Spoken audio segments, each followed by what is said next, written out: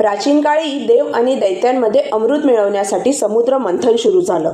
समुद्राच्या अथांग पाण्यातून एका पाठोपाठ अनेक दिव्य वस्तू प्रकट होत होत्या. चंद्र, लक्ष्मीदेवी, ऐरावत हत्ती, कामधेनू. देव आणि दैत्य दोघेही उत्कंठेने पाहत होते, कधी येईल अमृत. अचानक समुद्रातून दिव्य पुरुष प्रगट झाला. हातात अमृताचा कलश आणि औषधी वनस्पती.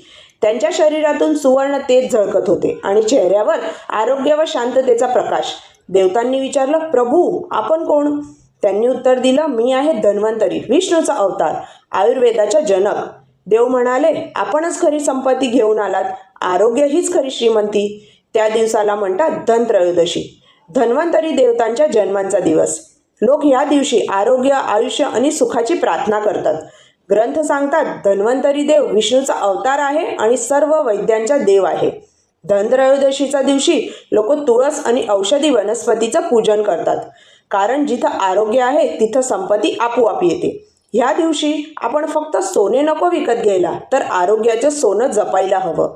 संदेश: आरोग्यच खरं धन सर्वश्रेष्ठ आहे. जर तुला ही धनत्रयोदशीची गोष्ट आवडली असेल तर व्हिडिओला लाईक कर, कमेंटमध्ये लिही आरोग्याचं धन सर्वश्रेष्ठ. आणि अशा आणखी दिव्य कथा ऐकण्यासाठी चॅनलला सबस्क्राईब कर. तुझ्या एक क्लिक एखाद्याच्या आयुष्यात प्रकाश आणू शकतो.